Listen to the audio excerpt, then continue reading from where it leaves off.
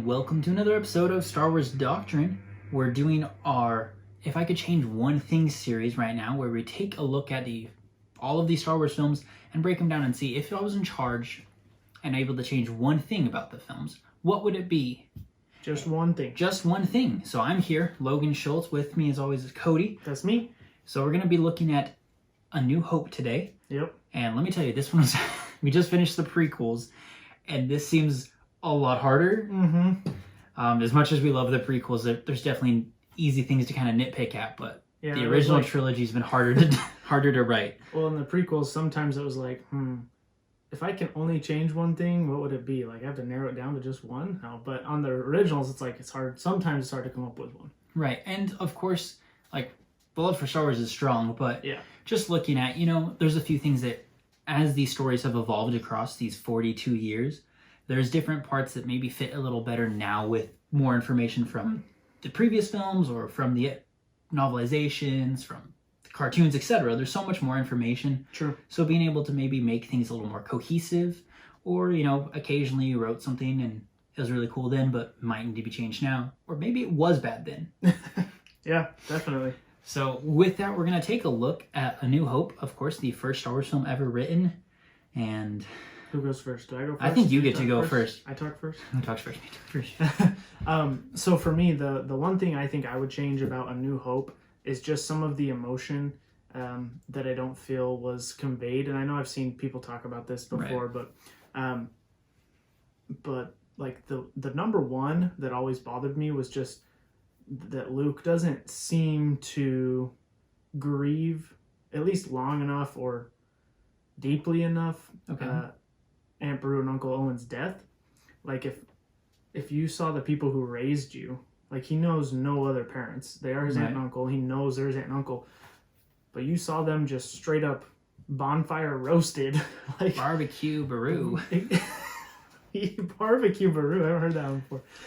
Barbecue Beru, laying there. It's like we get 2 seconds of him kind of looking sad. Honestly, though, that shot in Star Wars is like maybe my favorite from A New Hope. Just like that, he has like little like poncho thing on over him. Yeah. He looks. It's a cool moment in this. Music's really good. I agree. I know what you're saying for sure. And then he goes back to Obi-Wan, and it's like,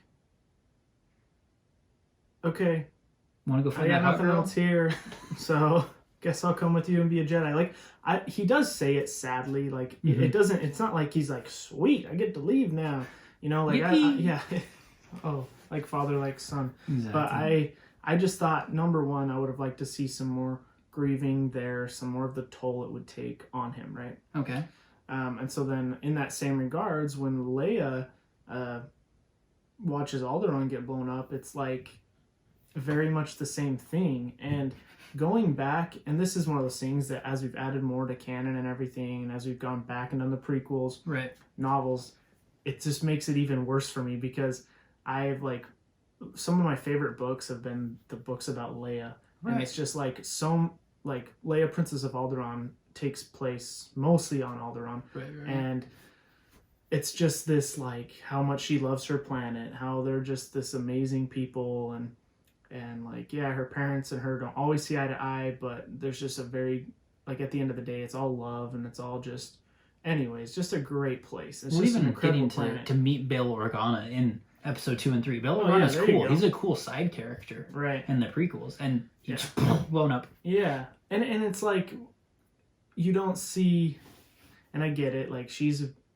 in war, she's part of the Rebel Alliance. I'm sure she grieved while she was in her jail cell, but I just would have liked to see more on that, and maybe someone acknowledge, like, maybe, hey, you had a tough day. Yeah, well, like when she goes back to Mon Mothma, it's like Mon Mothma. We got plans. They were like best friends with Bail and Bray Organa, so it's like I would have liked to see her hug Leia and be like, hey, like, I cannot believe this happened. Like, I will take you in if you need. Like, I'm here for just something.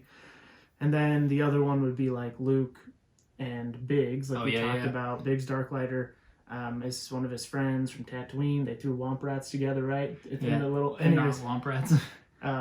But yeah, that's so true. But he doesn't hardly. There's like his friend dies while he's flying his X-wing, which is obviously a bad time to grieve. Right, and I get that. And he looks sad and looks kind of distraught. Like, Mark Hamill, I think, does a good job conveying his emotions, but you're saying, it's like it just wasn't in the script as much to grieve. Yeah, I agree. Mark Hamill did a really good job. No diss to them or to Carrie Fisher or Mark Hamill. Not on the acting. I just think like in the script, maybe it would have been nice to see some more of that, especially like you said with the new stuff we know now, right? And how, like I guess when we first watched the movie, we knew her home planet was Alderaan. But there was no guarantee her parents were on it at that moment, I guess. But we know that. Or if she even had a good relationship with her parents, like, who knows? But she could be out running around, like, if Arizona got blown up, like, sorry for everyone in Arizona who died. But, like, I'd be like, okay, I mean, that'd be terrible. But maybe if some of your family got out, you'd be like, holistically, you'd be okay, even though you might miss your home a bit. Right. But the fact that she definitely lost all her family who she would have known was all there at that time. Yeah. So that would have been the bigger part. Just, yeah, exactly. So it's just one of those things that if I had to choose one thing, it would probably be that. I think it'd be interesting too because each character has they have a good moment, I guess. Like Aunt Beru and Uncle Owen. Luke has a really signature look. The music swells beautifully by John Williams. It's gorgeous. Love it. And it's a perfect scene. Mm-hmm. But it's like a scene. Yeah. Like you're saying. And I think it would have been better if, okay, now it comes back to him like, okay, Obi-Wan dies and he's pissed, right? He's, no, and tries to fight. And then Obi-Wan's like, run.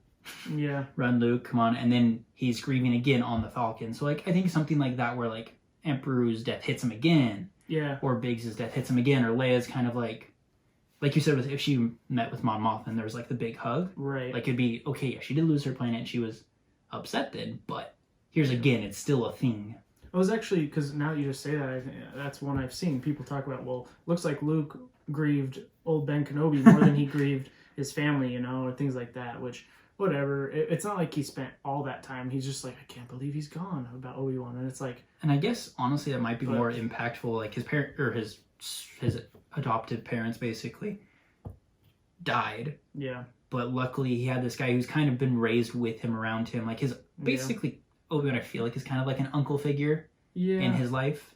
I think so, but he also, it's like, how much does he know of, I don't know. But it's someone who's been around and he's known a little bit about him. So then he loses Obi-Wan, so now every parental figure is gone. Like the last of... Maybe it's not just losing Obi-Wan, it's losing everybody. And it's all just kind of collapsing and hitting him. Well, and that's one of the issues, too, that people complain with in the sequels a little bit, is there was a lot of complaints about Luke not mourning Han's death. Right. Because there is one scene where he's Luke's like, oh, Han's dead. Yeah.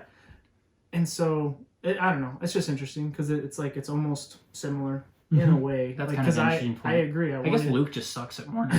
Luke's like, oh, they're dead? Well, there's apparently a deleted scene where he actually mourns Han, and they right. just took that out. But anyways, that being said... It's not even in the deleted scenes. Oh, really? I don't think so. No, I'm pretty sure I saw it. Okay, that one's in the deleted scenes. I don't remember. Anyways, but yeah, it's like one of those things where it's just... would be nice to see, but... Agreed. Anyways. And I thought something I was thinking about just real quick about that was Carrie Fisher mentioned when Alderaan blows up. It was really kind of awkward because it's literally just a screen and someone would go bang. Bang. There was literally someone who went bang, and that's when Alderaan blew up because like it's special effects. They're literally staring at like that little kind of cardboard cutout that they've made to be the window, and someone goes bang, and then Carrie Fisher's be like, "No, my family." That would be hard. Yeah. So that's just kind of funny. Do you think they let Luke look at some skeletons when he... Someone's just like on the grill. Oh dear. Aunt Brew. Some ribs. That's messed up. All right, well let's hear yours. Okay, mine actually has to do with some prequel consistency. Obi-Wan will forever be Alec Guinness and Ewan McGregor. I don't think they're really separable. Certainly. And I think I love Alec Guinness as Obi-Wan. And they retain a lot of the similar kind of personas. Obi-Wan's always wisecracking. He's been since episode 1 through episode 4 to his death. He's kind of a wisecracking, has fun guy. But I wish we got to see a little bit more of Obi-Wan's kind of Obi-Wan-ness. I don't know. I feel like there's a little too much of an old hermit in him. Yeah. In episode 4. There's still, you see kind of the highlights of Obi-Wan being like himself, or kind of like what we're familiar with in seeing the Ewan McGregor impression in like 2 and 3. Where he's a growing master and a very capable Jedi Knight and a mostly capable tactician, though he occasionally just jumps down and says hello there. But I mean, I think it would have been a little more interesting to see a more capable Obi-Wan. Right. And then we kind of get like the old man kind of sneaking around places. And then obviously the fight between him and Vader, I don't want it to be episode 3 part 2. Right. But I think it'd be interesting to see them be a little more capable Force users, a little more capable. Right. But I do like the difference in the style, and I don't want like a flippy fight. Yeah. But I do think it would be interesting if that one progressed. I mean, well, the technology wasn't there to do it. Yeah. It just wasn't there to have a cool fight. Right. Even though Alec Guinness was trained in sword fighting with some other films he'd done, it just wasn't there. You couldn't pull it off. No, not like they did. Because they could only they weren't even supposed to technically touch the blades because they would break. Right, because they were so fragile. In the first film. So having maybe Obi-Wan be a little more upbeat and a little less old. Well, yeah, he's really just he just seems too much of an old hermit. Well, especially when we know the time gap's only 19 years. Yeah, so he's what, 30 basically in episode 3, so he's 40. Or 45, 50. He's 50, but yeah, he's a really old 50. Yeah, that's and I've heard people talk about they'd like to see in the Obi-Wan TV show them talk about that, like maybe show how hard the 2 sons in the desert were on him, and like maybe he's up all night having nightmares. And I want him to have nightmares in the Obi-Wan series. That'd be so cool. About Anakin or about Vader, about and just it haunts him, right? Yeah, exactly. So that could take a toll on him, and maybe that's why it's like. Right, but I just think something that I saw was in from a certain point of view book. You both read that. There's the part where Qui-Gon fully appears, which is super cool. Like Qui-Gon finally fully appears as a Force ghost to Obi-Wan right after Aunt Beru and Uncle Owen are found dead, and they have that discussion. But in that, Obi-Wan seems a little more hopeful and capable, probably because the author was writing it more from the episode 3 persona of Obi-Wan. But he definitely feels like more like. I feel like there's just so much distance. So maybe when he fights the Tusken Raiders, Obi-Wan could be a little more handy. Right. You know. That'd be cool. And maybe we could throw in like a hate flying joke in episode when they're flying the Falcon and they're getting like attacked. He'd be like, oh, this is why I hate flying. Just a little more consistency with the character and make him a little less of an old kind of useless mentor and more of like he's still a capable fighting mentor, but he knows he needs to pass on the torch and he's definitely lived a hard life. So I guess just a little more upkeep on the character. Does that make sense? Yeah. No, I like that, and I think you pointed out some things I just hadn't really thought about. But yeah, now I'm like I would give anything to have a I hate flying joke in episode 4 now. Like that would be the coolest thing. Like it's really cool when there's like those 2 stormtroopers and he makes like something kind of crash like off in the distance with the Force. Super cool. Yeah. But also when kind of cool, but just went and they fell off. Yeah. Or if he like mind tricked them again, or I don't know. Yeah. All right. It just would have been an interesting spin. Okay. But that's what we would have changed. Obviously, this is difficult. We've talked about this a lot. And it's just fun to think about. What would you change if you could change with Star Wars? Yeah, so let's hear yours in the comments on episode 4. Like I said, we said we're gonna be doing this with every movie, so check out our other ones. For sure. And until then, I hate flying. I mean, may the Force be with you. Flying and may the Force be with you.